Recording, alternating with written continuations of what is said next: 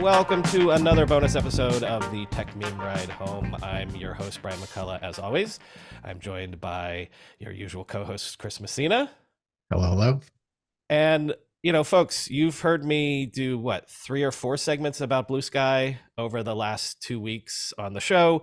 So, hey, why not go right to the source? Our guest today is the CEO of Bluesky, Jay Graber. Jay, thanks for coming on the show.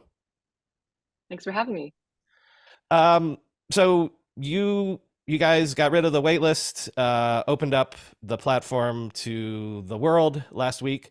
What have you seen so far in terms of uptick, people coming on? How's it going? Yeah, we almost doubled our user count. I think we're at 3.3 million when we opened up last Tuesday. Now we're at 4.8. So almost 5 million. Pretty good. Awesome. Things are going well. That it did the decision to finally open up, was it based on, obviously this was something that has a project that's been developing for, I think, 3 years, maybe more than that. Was it a question of you felt like you were feature complete enough that it was time to open up to everyone? Yeah, I think something actually people don't understand about our timelines is we were first sort of just an idea within Twitter and didn't actually become a thing until I took it over mid 2021. And then we weren't really a company until we spun out in 2022. So yeah, it's been about 2 years. And for the first part of that, we were building a protocol for Twitter to run on. And we didn't start building an app until it looked clear that Twitter was never going to adopt this protocol. So then we went ahead and built an app, sort of like, late 2022. And so last year has mostly been about rolling out the app on top of the protocol that we built, the app protocol. And it took some time to build out the app protocol. It's really the rails for a sort of social experience where we tried to combine the ease and efficiency of centralized social with the openness and freedom to build of decentralized social. And just taken a while to get things right, but we've scaled up. We're ready for more scale now. And we've built out a lot that's going to be rolling out in the next few weeks. So next week, actually, we're starting federation, data federation. The feeds are already federated in the sense that you can go in and any third party can run their own feed and host their own custom algorithms. And then moderation services are coming later this month. So federating out moderation to any third party service that wants to build, a labeler, an annotator, some way of giving input to the network. So those are all the things that we've kind of been working on over the past year and wanted to sort of bring it all out in a period of time where we could really show people what the full vision is. So it's great to finally have this conversation, Jay. Like you said, we've sort of been around each other, I think, on Bluesky here and there. I've had kind of my own personal history with working on the social web and social networks for a long time. And what I find is so sort of interesting to watch both how you operate in this space and the things that you've been working on for the last several years, starting with like events and then working on like Zcash and working on a bunch of different like decentralized and federated technologies, including crypto, is that invariably it feels like when we're designing social products, it's really balancing a set of trade-offs. I sort of refer to this set of trade-offs as like a complexity balloon. In other words, when you sort of squeeze one part of the complexity out of, like, say, the user experience on one end, that complexity will invariably go to some other part of the system where you'll have to just like clean it up or sort of solve for it at some point later in the future. And so as I've read more of the Bluesky technical docs and the white papers, it's clear to me that your threat model is a little bit different than what some of the other platforms are that are out there. So, for example, my background and experience is probably closer to what Mastodon has been doing with ActivityPub, since Activity Streams was the predecessor to ActivityPub. And we did a lot of work to start out with things like OpenID and OAuth back in 2007 through 10 or whatever. And so my question to you is, given the time that you've had, I guess, first working with an assumption that Twitter might adopt the AT protocol, you call it AT protocol or AT protocol? What's the short form?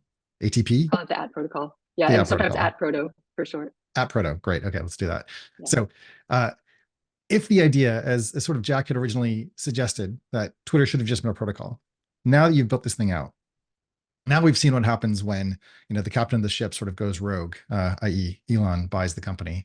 My question is sort of like both looking backwards how would things have been different, do you think, with Twitter had it actually been built on at Proto at the time? And then looking prospectively into the future, where do you see this kind of going next in terms of what this turns into? Are we talking all the way back like 10 years ago or back like 2021? I think, if we just go back to like 2021, when there was the first sense that the again, like the people who are in charge of driving these ships suddenly found themselves where their threat model, where they became the man, so to speak. And that became problematic because of the incentive structures that they were bound within, became, I guess, adversarial to the user base, right? Because advertising started to take over. I mean, this is why Twitter shut down their platform. So I'm just trying to think through some of the logic and thinking that you've brought to Bluesky as a demonstration, I suppose, of App Proto, and then where this kind of goes next as a corrective for the ways in which the social web has, developed and then devolved. Yeah, so a huge part of our motivating design philosophy is just make social more like the web again. Like the open web back in the days when you had blogs, RSS feeds, email, XMPP. One of the inventors of XMPP is on our board trying Nice. to advise us on this path of how to do it, better this time. And I think something really changed when social platforms became the norm for a lot of people's socializing and content creation online, because all of our identities and then our social graphs got piled onto these large platforms and we couldn't leave. And so the network effects were so strong because we don't have the account portability. You get stuck there. And then even when the social site does things that you don't like, most people are fairly beholden to it. And then back when there were more open APIs, developers could come along, build different experiences, help you augment your experience. There was moderation tooling like Block Party built for Twitter. There were other experiences like TweetDeck, but a lot of these things got shut down over time and killed a lot of the innovation in the space. And that has continued on a downward arc over the past few years. And so we have gone back to fully open APIs, fire hose of open data people can build on, trying to reset user expectations to this is all public. Some of the other attempts in this space, like Mastodon ActivityPub, developed a culture of being much more sort of like local oriented. Here's your local community. Let's not build global fire hoses or global aggregators of data. We leaned into the sort of public conversation nature of what Twitter used to be, where it was real-time news streaming from all around the world. And so we tried to build that in a way where you could have the guarantees you get out of decentralization, although in order to build a global platform, you do need some points where you're like pulling all the data together, right? So we've kind of turned social apps inside out and turned it into a collection of microservices where this is how they all run on the back end, but here anyone can run the microservices that make up the social app. So anyone can run the relay, anyone can host their own data, or we'll be able to soon once we start federating with everyone who's self-hosting, right? And so our goal was really to make it so something where you get the guarantees of decentralization, which give you basically locked open APIs, keeps the freedom to build for developers. It gives users the freedom to choose, because now you have these things like you have a TweetDeck type of thing, Deck Blue, built on Bluesky, and users can move between those, and they're operating off the same protocol, so we're not going to be shutting them out, right? And then creators get to keep their relationship with their audience, which I think is really key in an era where people have built their followings on these platforms, and then they become beholden to the platforms and unable to leave. So many creators have gone back to optimizing around building their email list, because email is one of those last open protocols that actually, you still have a direct connection to your subscribers with. And so we would like to have social be an open protocol again at base, and then there's services in the ecosystem, there's other things built on top, but ultimately there's like a set of things where you can build these services on that stays open, resilient, and able to change, because society's needs for a public conversation platform is constantly evolving. And when you bottleneck innovation on one company, you can't evolve as fast as you need to, I think. I think it's super interesting just to think about both like the locus of control at the level of the individual. Like you suggested, in the early social web, many of us had our own blogs, and we would syndicate through RSS. You could follow anybody. You'd have a feed reader, and it would sort of bring those things into a type of special formed inbox that would allow you to basically catch up with people no matter which service provider or which domain they happen to be hosted on. And gradually, there was sort of like the mallification, MALL, of the social web, where it became a much more commercial space. And I think one of the things that's interesting, again, to think about these trade-offs with what Bluesky, or at least at Proto, is suggesting with the PDS, it's the personal data store. Is that right? Yeah. So essentially, you kind of have like this. You might think about it like a reverse inbox, where essentially it's a collection of all the things that you've, you know, posted, all the letters that you've sent out to all the op-ed, sort of centers of the internet. And if your publisher of these letters goes rogue again, if you want to move, you can do so by utilizing DNS, right? So sort of going back to this infrastructure that's there, that's a global international service that makes it possible for you to leave, right? So you guys didn't focus so much on like usernames that are tied to a domain, as in the Mastodon instance case, where I'm like Chris Messina at mastodon.xyz. On Bluesky, I'm just chrismessina.me, which is my domain. I control it. If I don't like the way that you're running the service, I can just point it to a new instance using DNS, and then I've moved. And in theory, all of my followers don't have to sign up to anything new. They just continue to get my updates. That's roughly how it works. Yes. So my question. Yeah, we decided to use the DID standard, which is this Right. proposal that emerged over the last few years for a decentralized identifier that supports lots of different methods. And then we supported a placeholder method and the did web method, which you do have to have your own domain name for that. But then if you really want control over it yourself, you have this option. And then over time, more of these methods can get added. Right. Which, I mean, honestly, that's actually what we ended up with OpenID and OpenID Connect many years ago. It's just because it's already there. My question is, or reflects a recent experience that Casey Newton had when he decided to leave Substack. Because there is a conversation in a story that says that, well, if you have your email addresses of your subscribers, you can move from one host to another until the Nazis show up. And obviously, in Casey's case, the Nazis showed up on Substack and he decided to move off. So my question is, with this portability, with the idea that you can move your content, especially this is like a great reset for the creator economy and how people, I guess, can take whatever they've worked on and the following that they've developed. When monetization becomes a piece of that, and where Substack is the payment processor for subscriptions, how does that work in the AT protocol world?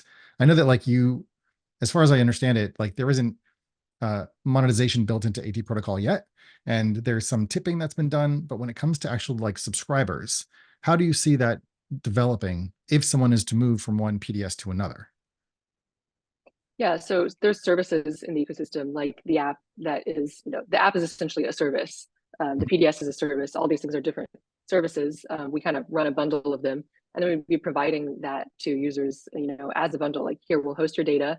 We'll, give you a nice experience through the app. These are all things that we've bundled together. We've bundled together, moderation, a set of some feeds, and then we give you access to this much broader marketplace, this window into all these different feeds and different moderation providers, right? And so that's a direction that we're moving to, sort of be a service provider in the ecosystem.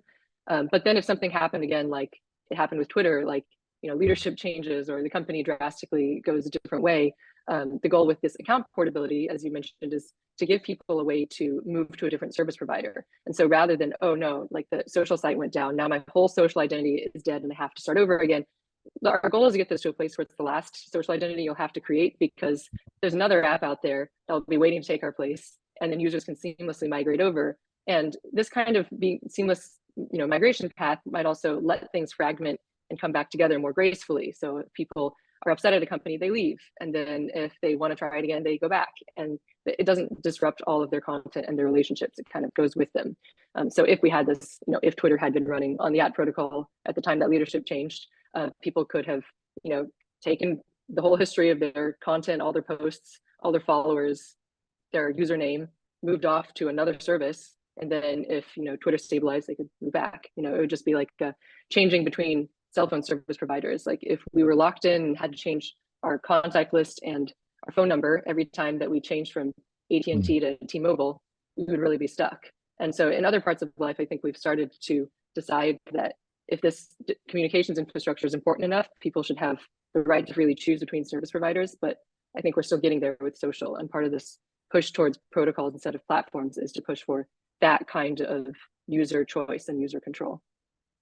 Just like, it seems like, and I think it might just be like the maturity of the app protocol, like, and maybe it'll evolve over the next couple years, but as more content ends up behind paywalls, and the fact that AT protocol presumed that the content is sort of locked open, I think is my understanding, like that all of my content that I'm publishing essentially goes to sort of like a public repository of my stuff, that the paywall mechanism isn't defined yet, would be maybe the most like sort of generous way Yeah. to think about it? Is I that would say right? it's not defined, it's not impossible. It's just not Right. defined because in an open service where all these different, you know, feed consumers, all these different, you know, services running are all using the same data, they need to have access to it, or at least access the fundamentals. And when you want privacy there, it's either a coordination game among all these services Mm, or you're encrypting things. So I right. think that the most protocol robust way is to encrypt things and then, you Right. know, give subscribers the key, right? But it's just a Exactly. little bit more technical complexity there. And we've started off focusing on the global public conversation because there already were good protocols out there for, you know, smaller, you know, more private conversations. There's Matrix, there's Yep. Signal Protocol. So Scuttlebutt. we, you know, we looked at those and Scuttlebutt, yeah. And so we were definitely inspired by those, and we made sure to design things so that we have keys associated with accounts, and, you know, sort of a structure where later we can move in that direction. Basically, people's user data is stored in a way that's very inspired by Git. It's a Hmm. user repository, and then Hmm. your personal data server is much like GitHub, Hmm. where you can use GitHub or you can self-host. Yeah, I think like what I'm noticing in this conversation is there's this constant tension between kind of monetization and making a living through producing content for the social web versus just being a participant in the social web. And it's much easier to solve for the latter in a way, because the monetization stuff requires you to kind of invent artificial scarcity. Obviously, that was the whole like NFT thing for a moment, where you impose a like restricted access, you know, to content, or you make it scarce such that people are willing to pay for it. And so it is orthogonal to the distribution of that content, but it seems like with the way that app protocol is currently specified, it's like there's not an obvious answer to someone who, let's say like Ben Thompson is publishing, you know, to Stratechery, and he wants to have paywalled articles, that if he were to move his PDS, that his subscribers, his paying subscribers, would automatically be able to follow him at his new PDS with everything intact without doing any extra work. So let me pause there. Let's just say that that's a little undefined, which is fine. The question that I was going to Yeah. ask on the other side is, one of the most compelling and interesting um, aspects of Bluesky, of course, is composable moderation, which I feel like you've been talking about for a very long time. And so it must, one, feel gratifying to come to this place where you can now show people what you're talking about. And then two, my question sort of on the flip side of what I was just asking about when it comes to creators is what you see in terms of opportunities for businesses to become, whether it's like labelers or whether it is like Block Party, or whether, you know, it's like a VPN style or ad block style business model where essentially there's people coming into the network and they're putting together composable feeds or moderated feeds to provide people with a better experience. Like, do you see a way or how that's going to build out, or like, I guess over the next year, or is it still a little too soon to be thinking about those types of opportunities? Yeah, I think that's a pretty clear path forward for things. I mean, moderation is something that offers value to the ecosystem. It's something that there's, you know, hasn't been enough new approaches tried, I think. Mhm, And mhm. generally the centralized companies have been the bottlenecks for change. So it's you know, taken a while to figure out how to explain our approach to moderation. And I think we're still figuring out how to best explain it. But you know, for a while people were under the misconception that we didn't moderate because we were decentralized or something. Right, And right. that's not at all true. We have a moderation team. And essentially what we've done is we've tried to it's composable because it's like building blocks that stack together. And so we've laid a foundation with the Bluesky app where we're doing moderation to set a baseline. And the Bluesky app is like a service that you sign up to use, and then we give you a package of defaults, and then you can customize from there. And then the app protocol ecosystem is saying there's this other layer beneath even the Bluesky app that other apps can build on and stack their own building blocks and operate outside of our foundation if they want. But in the Bluesky app, here's sort of like what we've built.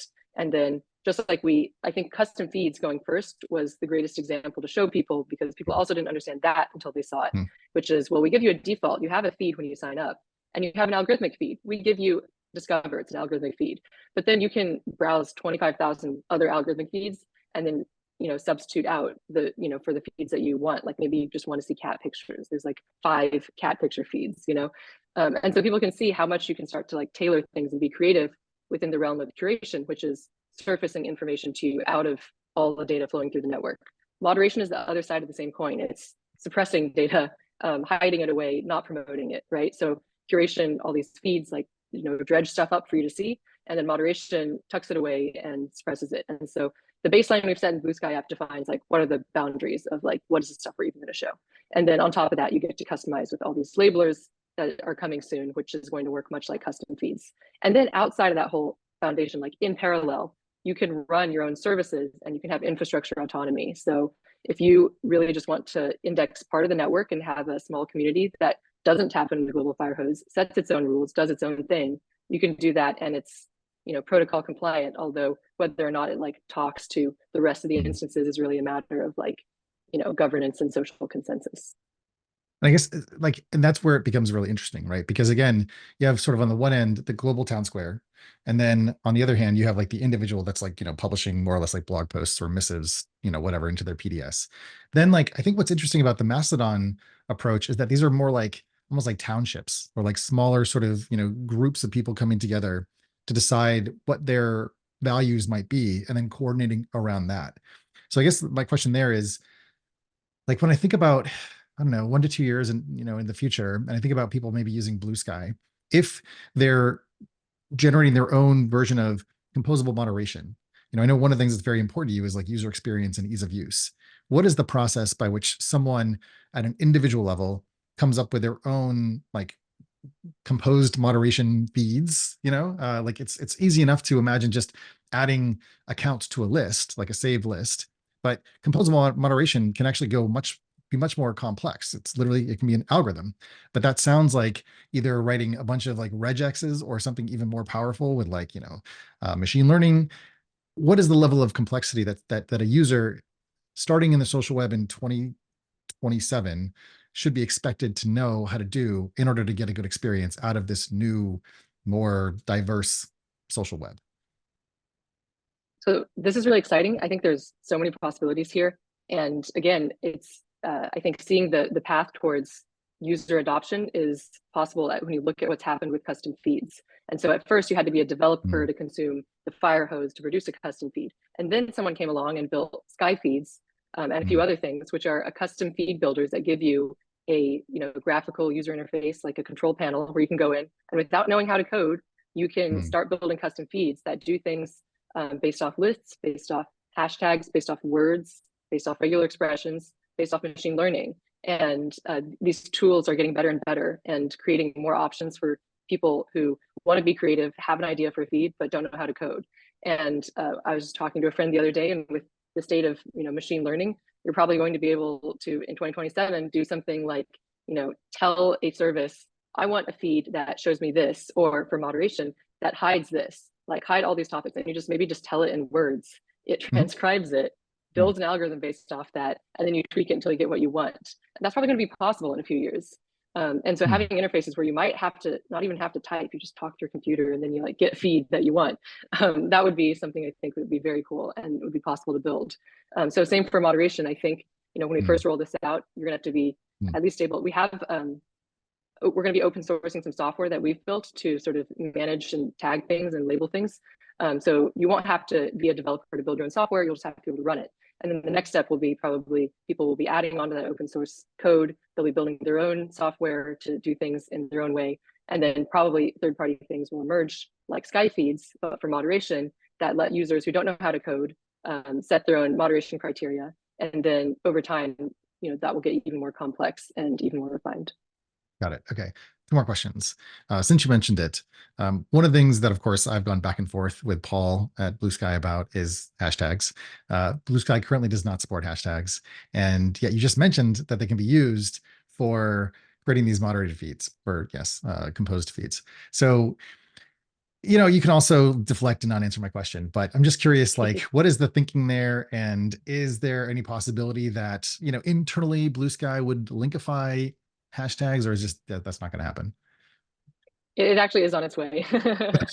And yeah, and we kind of wanted to also give it some time to like see what would happen with custom feeds. Like that was the main thing we wanted to get out first, to show people, you know, what was new. And people started organically, once again, using hashtags in feeds as a signifier. So hashtags actually do exist in the sense that you can build feeds based off hashtags. And that's the way a lot of people tag things into feeds, through hashtags and emojis.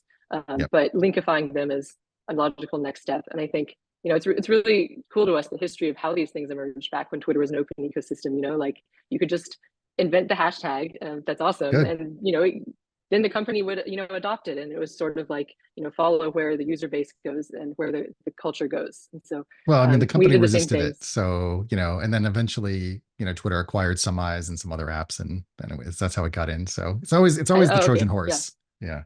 Yeah. Anyways, Yeah. okay.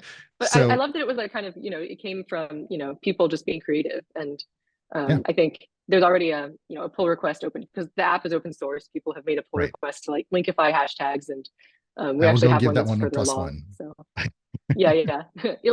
Timelines are always in flux at an org that's like Of fast moving course. and juggling all these things, but I do know that it's on its way. Okay, great. So my last question then is just about the types of social apps that you are anticipating, or perhaps that you hope to see the community build on the app protocol. I know that it's possible to build things like Reddit or to build, blogging software. So, I think one of the challenges, of course, with app protocol is people see it, they see Blue Sky, and then they think, okay, this is like, Twitter pre-Elon. Great, that's the end of the story. But in fact, as you've said, this is meant to be a technology that enables, 1,000 different flowers or app flowers to bloom. So of all the 1,000 app flowers, which are the ones that you're most optimistically looking forward to, let's say in the rest of the year?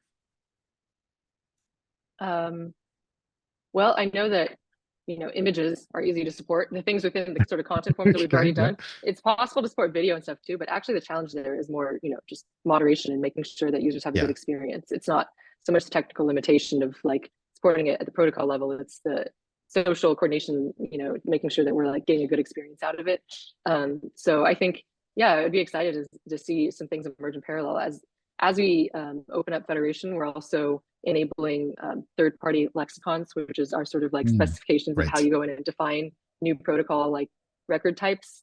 I think it Mhm. will be a period of experimentation as people play around with those, and it's always a juggle to sort of like guide, protocol governance in a Yep. direction where everything comes together in a cohesive way and makes sense. And so we're talking about, how do we go through that process and make sure that when all these different apps bloom, it's not just chaotic and Sure. users confusing to users.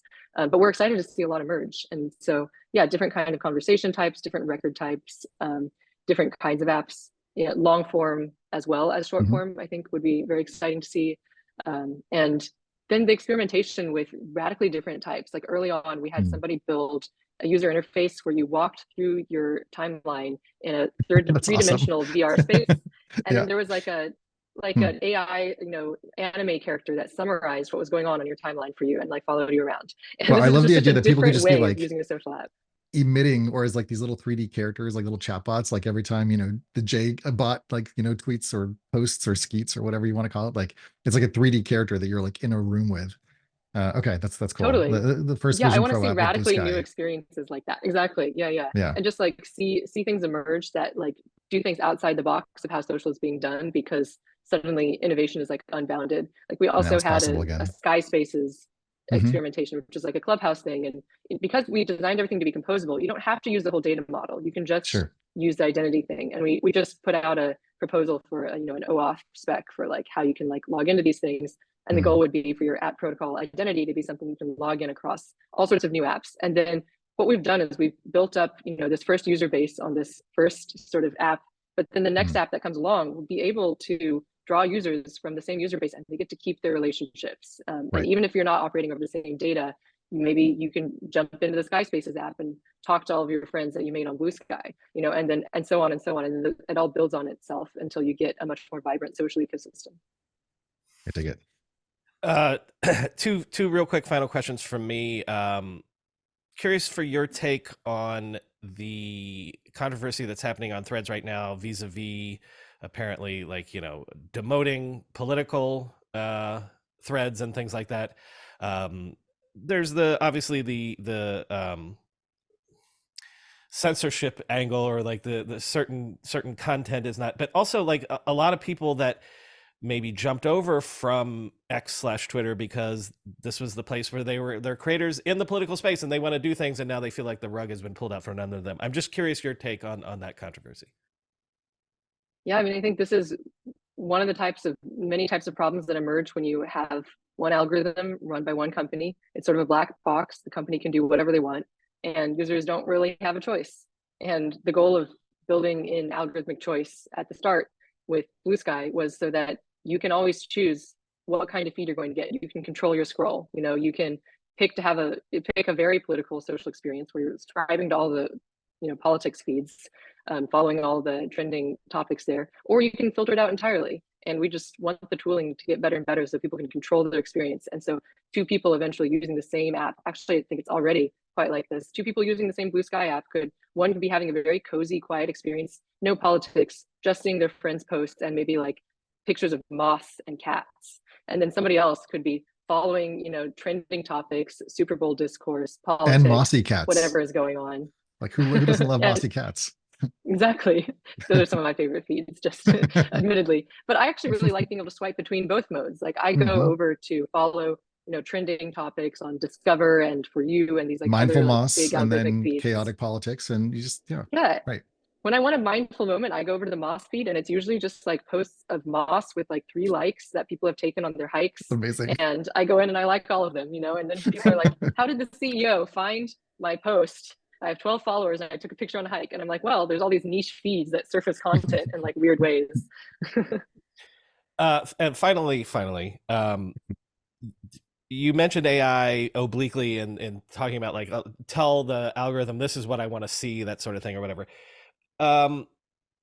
It's very early for AI in the context of social media and things like that. But what are you seeing in terms of how AI could transform what social even means? Like, how are you all thinking about this as a potential paradigm shift for social media itself?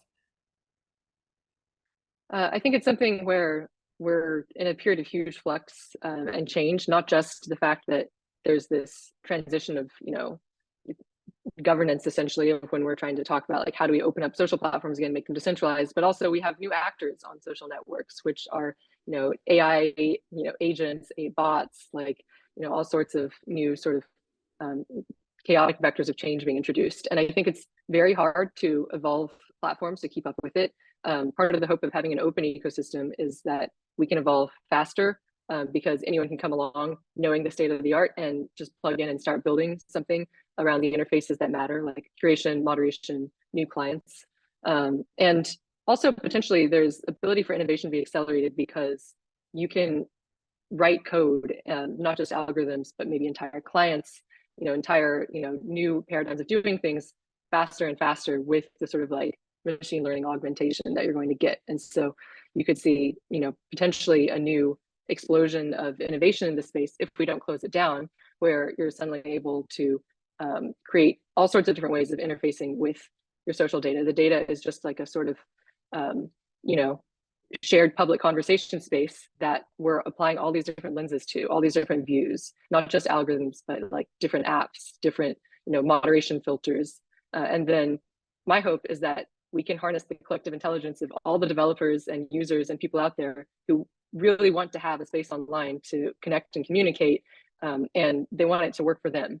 And the struggle is always getting the centralized companies to do it in a way that works for them. And in an open source environment, they can just take things into their own hands and start making changes before the centralized companies catch up. Jay, I've said on the show a couple times now, I think y'all are doing the most interesting stuff right now in social. So thanks for coming on the show to tell us about that. Thank you.